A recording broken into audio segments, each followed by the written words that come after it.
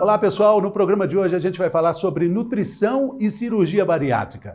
Informações importantes para o paciente e para os seus familiares. A gente sabe que a nutrição é um processo importantíssimo nessa jornada e requer um novo aprendizado para lidar com esse outro organismo que surge depois da cirurgia bariátrica. É um cuidado que reflete na mastigação, na saúde dos dentes, do cabelo, da pele, das unhas e na absorção das vitaminas que são fundamentais para essa nova vida. Quem participa aqui conosco no estúdio é a nutricionista Tamires Precibeloves, acertei o nome, tomara, e o doutor Marcos Vilas Boas, cirurgião bariátrico. A gente pode pensar nesse programa tanto no pré-operatório quanto após a cirurgia. Às vezes o paciente imagina que ele fazendo a cirurgia e pronto, está resolvido. E não, a gente tem que cuidar desse paciente antes da cirurgia, que ele às vezes já chega deficiente de várias vitaminas, a gente precisa repor isso antes da cirurgia e encaminhar esse paciente quanto mais saudável, melhor. Antes da cirurgia, a absorção de vitaminas para um paciente obeso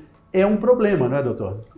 Tem um pouco de deficiência de absorção, de disponibilidade das vitaminas, mas tem também muito de uma má alimentação por mais escolhas qualitativamente ruins que já fazem com que eles venham com deficiência de algumas coisas. Ao longo da vida? Ao longo da vida, a história de vida não só dos obesos, da população de uma maneira geral. O paciente continua sentindo fome da forma que ele sentia antes da cirurgia? Ele não sente justamente por conta da alteração hormonal que existe depois da cirurgia. Então, as cirurgias promovem ali uma redução de um hormônio que se chama grelina, que é o principal hormônio da fome. E por essa redução, há uma alteração nesse sentimento de fome. Claro que quando a gente fala em fome, não é essa fome física que normalmente a gente sente quando olha aquele prato, quando vê aquela coisa apetitosa. Tem muito paciente que tem essa alteração emocional relacionada com a comida, que não sabe aonde é fome e é vontade de comer. A gente fala muito isso aqui. Não só o hormônio da fome grelina está diminuído depois da cirurgia, mas um outro regulador, que é o hormônio da saciedade, tem alguns que são produzidos quando o alimento chega no intestino, eles aumentam. Então não é simplesmente força de vontade. Ele para de comer ou ele come menos porque existem fatores que foram modificados no seu aparelho digestivo que o fazem não querer comer e quererem parar de comer mais cedo. Isso passa por uma consulta bem feita, né? Ou quando o paciente entende que a falta de determinada vitamina vai trazer determinada consequência e ele percebe que essa consequência ela está relacionada com a alimentação, com a suplementação que ele deve fazer, é muito mais fácil dele colocar isso em prática. É aquela história de a gente só explicar, não adianta, ele tem que viver, ele tem que vivenciar realmente aquilo. Exatamente, é isso que a gente vai fazer agora. A gente vai ver na prática como é que tudo acontece no consultório. Júlia Bandeira, na reportagem. O que comer e como comer depois da cirurgia bariátrica? É o que a nutricionista Luciana Copini vai contar pra gente hoje. Luciana, um paciente que segue direitinho as orientações de uma nutricionista é um paciente que tem uma tendência a ir dar tudo certo, né? Sim, com certeza. O objetivo principal é ajudar na cicatrização pós-cirurgia bariátrica e evitar complicações. Então, por isso que precisa de uma evolução da alimentação e também isso vai muito conforme a aceitação do paciente. São fases, essas fases elas duram de 10 a 15 dias, isso varia conforme a equipe, né, os protocolos que a equipe criou, mas em média é isso. Então vamos ver agora o que a gente pode comer na fase 1. Isso, a fase 1 é a dieta líquida. Então existe as primeiras 24, 48 horas da dieta líquida restrita.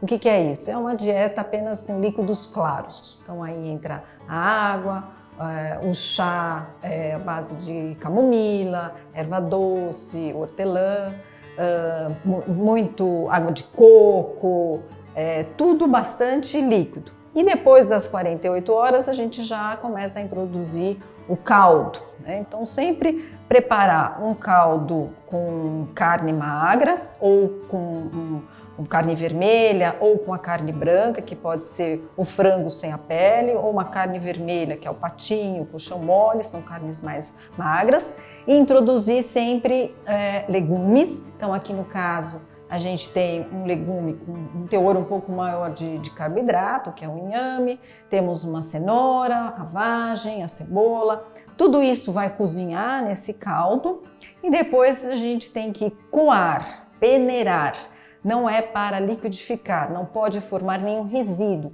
Não esquecer de beber água, é muito importante a questão da hidratação. Então, se a gente pensar, né, o paciente vai passar ali quase umas 8 ou 10 horas tomando essa variedade de líquidos. Importante beber tudo bem devagar, então por isso que a gente colocou aqui em xícaras, né, menores. Vamos para a fase 2? Isso. Então, passado aí os seus 10, 15 dias, a paciente já introduz uma fase que a gente chama de liquidificada. Então, a mesma coisa, a base da sopa, usar uma proteína, a gente colocou aqui uma proteína animal, né?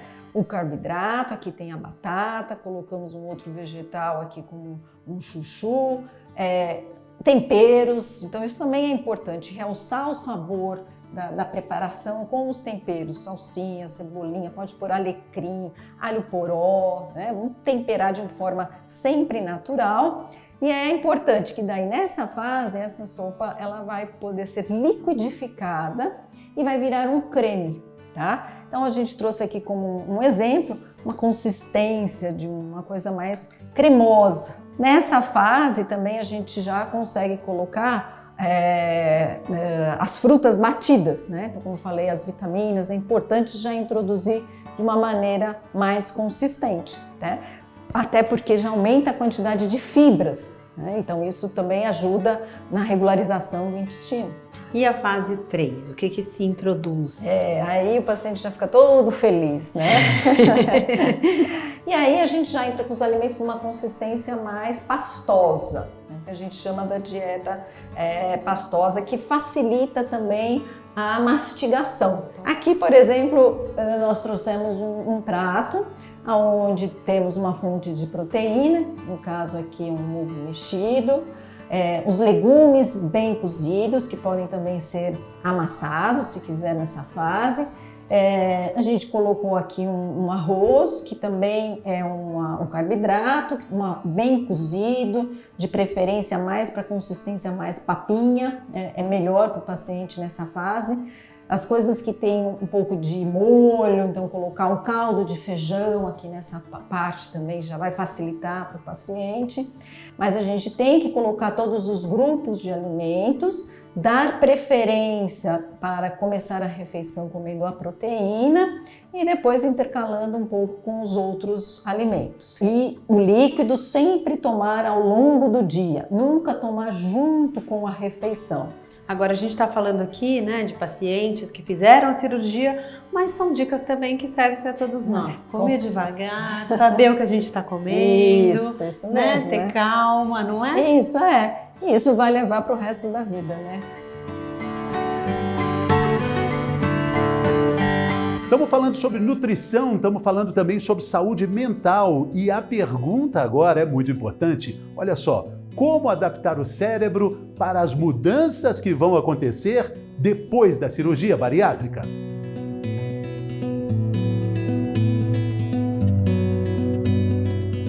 A obesidade é uma doença que atinge todo o nosso organismo, inclusive o nosso cérebro. Através dos efeitos tóxicos da obesidade sobre o cérebro, existem uma série de alterações de comportamento que acontecem particularmente no comportamento alimentar de pessoas que sofrem dessa condição.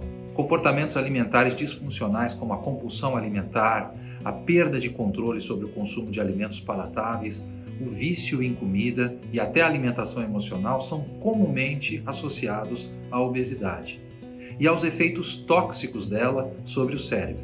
Quando você emagrece depois da cirurgia, esses efeitos tóxicos revertem. Então, o seu comportamento alimentar também vai reverter.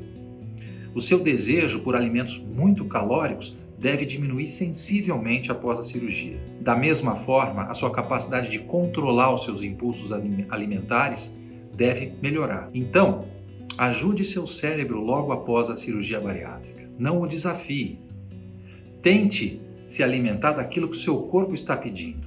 Ele vai pedir alimentos mais saudáveis.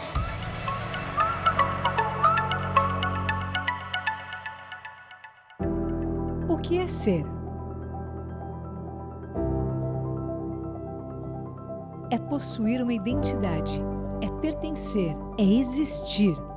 Por isso, somos. Somos transformação.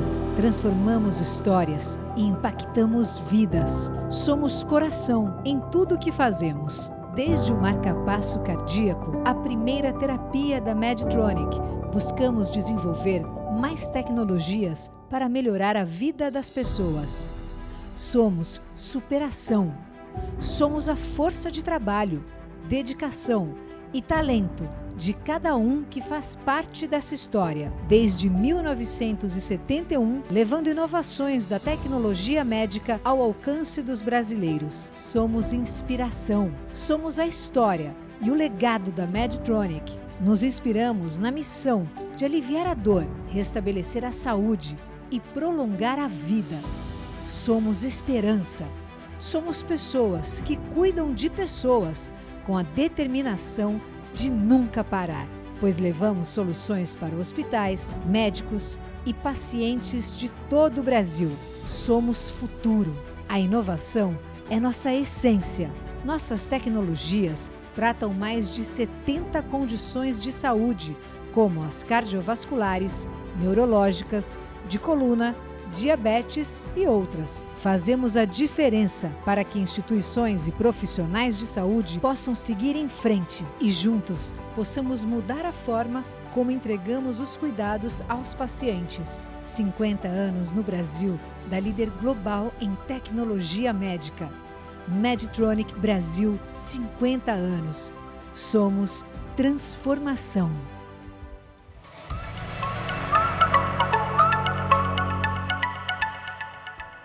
E a gente está dizendo sobre a alteração que a nutrição acaba fazendo de bom para o organismo, que resulta num cabelo bom, numa unha boa, numa pele boa. Tudo isso está muito ligado, Tamires. Eu comento com os pacientes que é um combo. Pele, unha, cabelo é aquela parte estética que faz parte de um combo de saúde pós-operatória, porque a gente consegue ver nesse paciente que aparece no consultório com a pele diferente, com queda de cabelo, é um paciente que provavelmente está com alguma alteração de vitaminas. E a gente precisa repor essas vitaminas. E eu preciso colocar essas vitaminas sim para esse paciente para mostrar para fora como ele está bem nutrido por dentro. E por dentro está tudo ligado. A gente fala sempre dessa conexão que existe do intestino com o cérebro. Ela é cada vez mais estudada e cada vez mais exaltada, né, doutor? A gente tem reguladores, né, que mexem com saciedade, com fome, e a gente tem isso tudo se reflete numa redução muito grande do volume de alimento. Reduz os alimentos ruins, gordura, açúcar, amido, mas reduz também a ingesta pela quantidade de alimentos bons, ferro, cálcio, vitaminas. E a gente precisa, junto com a nutricionista, trabalhar as escolhas para que ele dê mais ênfase a alimentos que vão repor essas coisas que são mais importantes e, ao mesmo tempo, a suplementação nutricional que nós prescrevemos através de suplementos de alguns elementos que são mais importantes, algumas vitaminas específicas, ferro, cálcio, etc. Então, essa combinação de boa nutrição, boa suplementação e bom acompanhamento, especialmente de acompanhamento que tem uma simbiose entre a nutrição e a equipe médica no mesmo sítio, isso é extremamente importante depois da cirurgia bariátrica. E se a gente fala de uma redução de medida da comida, a gente fala também de uma forma de relacionar com ela de um jeito mais cuidadoso. Isso envolve também uma mastigação mais cuidadosa? Isso, com certeza. Porque esse estômago ele vai estar menor. Então, para caber comida nesse estômago menor, o paciente precisa colocar para dentro desse estômago o alimento já muito bem triturado. O que, na realidade, todo paciente, toda pessoa, antes da cirurgia ou sem a necessidade de cirurgia, deveria mastigar bem, deveria sentir esse sabor do alimento, fazer aquela refeição à mesa. E segue acontecendo depois da cirurgia. Ele precisa mastigar bem para esse novo estomaguinho conter todos esses nutrientes que vêm desses alimentos. Depois que ele passa pelo procedimento cirúrgico, a gente reconfigura esse aparelho digestivo, ele precisa se reengajar. E aí passar por uma orientação com a nutricionista, passar por uma orientação médica para começar um novo hábito, um novo padrão alimentar que seja compatível com a manutenção do peso para a vida toda, né? Isso depende de escolhas, depende de orientação, depende de suporte da família, ou seja, não adianta um só estar comendo aquela comida legal e o resto da família toda está à mesa comendo um monte de porcaria, porque invariavelmente você vai dar uma escapadinha aqui, outra ali, e isso pode trazer o indivíduo para os velhos hábitos. Importante a gente falar também que a evolução da cirurgia bariátrica ao longo dos anos foi trazendo também mais conforto para o paciente, Antes existiam restrições que eram muito severas, né, doutor? Perfeitamente. No passado, a gente achava que cirurgia bariátrica era restringir a possibilidade do indivíduo comer, era impedir de comer. Então a cirurgia era restritiva, exageradamente restritiva. Existiam anéis ao redor do estômago, a passagem do estômago para o intestino era muito estreita, então a pessoa não conseguia comer. Isso trazia repercussões nutricionais mais severas, alterações de vitaminas, de proteínas e um aspecto até do paciente diferente. Hoje a cirurgia evoluiu, a gente sabe que não é simplesmente diminuir fazer restrição de alimento e causar dificuldade na absorção.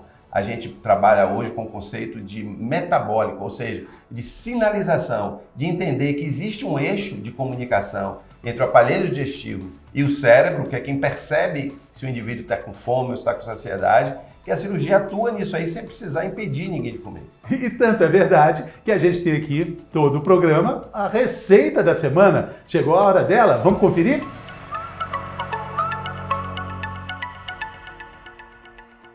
Sou cirurgião bariátrico de Salvador, Bahia, e estou aqui hoje para trazer uma receita bem típica do nosso estado, que todo mundo conhece, já ouviu falar, que é o vatapá. Nós desenvolvemos um tipo de vatapá que, em primeiro lugar, não leva glúten, não leva farinha, não leva nenhum tipo de alimento processado, ou seja, é bastante saudável nesse aspecto.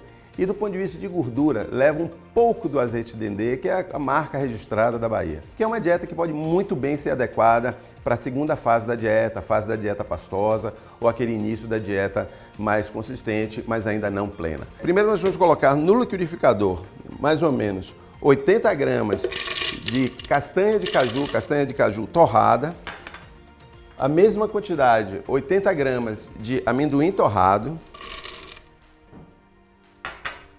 mais ou menos 150 gramas de camarão seco defumado. E aí vem os vegetais. Aqui tem 100 gramas de pimentão, 100 gramas que equivale a uma cebola roxa grande, 150 gramas de tomate que equivale também a um tomate grande. E aí complementamos com alguns vegetais que são aromáticos e que dão um toque. Então, meia pimenta dedo de moça, que é isso aqui. Eu tirei, no caso, as sementes e a parte branca, que é o que dá o ardor. Então, essa vai dar apenas uma picânciazinha discreta. Um pouco de gengibre, 2 pedacinhos de gengibre, 2 dentes de alho e vamos colocar um pouco de coentro fresco. E nós vamos dissolver, para bater isso aqui, com 200 ml de leite de coco diet. Nós vamos colocar também ainda 300 ml de água, que é para facilitar a trituração, certo?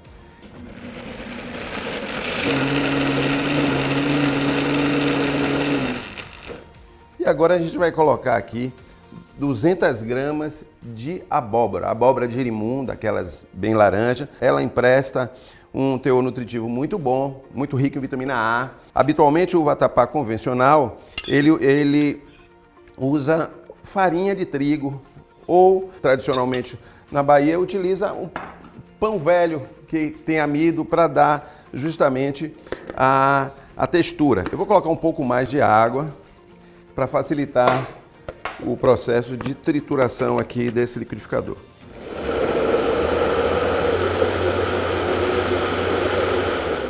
Agora a gente vai colocar tudo isso numa panela. Quando estiver faltando mais ou menos uns 5 minutos, nós vamos adicionar 1 colher de sopa de azeite de dendê, que é justamente o que representa aqui a alma da Bahia, que é o azeite de dendê. Uma quantidade pequena de azeite, apenas um toque, para emprestar um pouquinho do sabor da Bahia e acentuar a cor do nosso vatapá. Então, pessoal, temos aqui o nosso vatapá de abóbora, tá certo? Foi servido aqui uma porção de 100 gramas.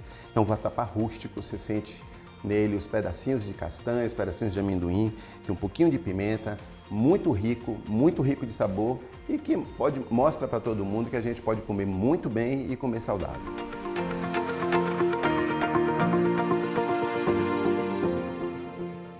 Muito bem, agora é hora de um outro quadro que faz muito sucesso aqui na TV Bariátrica, Vida é Movimento e Movimento é Vida. Quem vai responder essa pergunta é a nossa querida Cris Aquino. Olha só a pergunta: como deve ser a alimentação do paciente bariátrico antes E depois da atividade física? E aí?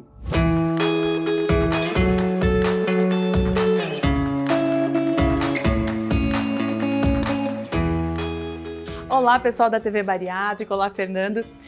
Olha só, antes do seu treino, é importante que você primeiro coma 1 hora aproximadamente antes desse treino para não pesar durante, certo? E aí, após o treino, é importante que você tenha um aporte de proteína, não necessariamente após, mas que você tenha esse aporte durante o dia. Quem vai dizer direitinho para você quais são as coisas que você vai comer é a nutricionista, e para você distribuir. Mas é importante que você coma para não perder a sua energia durante o treino. Se você termina o treino cansado, irritado, são algumas indicações de que talvez a alimentação não esteja adequada, ok? Um beijo para vocês!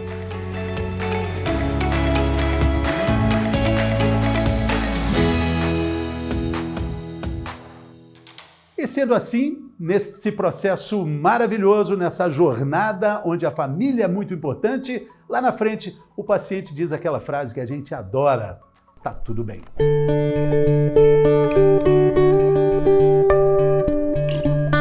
Desde meus 15 anos, eu comecei a engordar. Era uma criança sempre magra e dos 15 eu comecei a engordar bastante.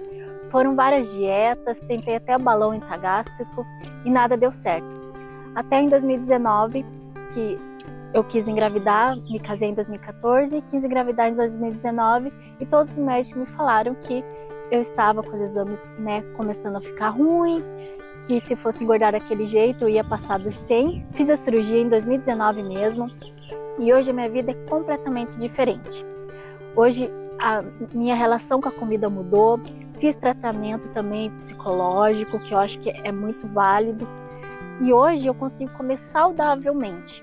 É até engraçado falar isso, porque eu era uma pessoa compulsiva de alimentação, de doce. Meu Deus, eu era muito compulsiva com doce.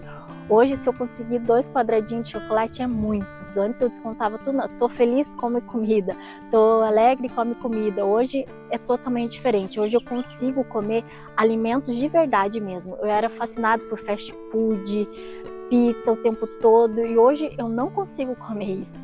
Eu até como, mas é no meu limite ali. Hoje eu aprendi a conhecer o meu corpo, a ter limites sobre o meu corpo. Hoje a comida não me domina mais. Hoje eu tô com 49 quilos, tava beirando 96 quando eu fiz, então eu perdi 47 quilos e é uma vitória para mim estar contando isso, porque realmente eu sofri muito com a obesidade e hoje eu venci.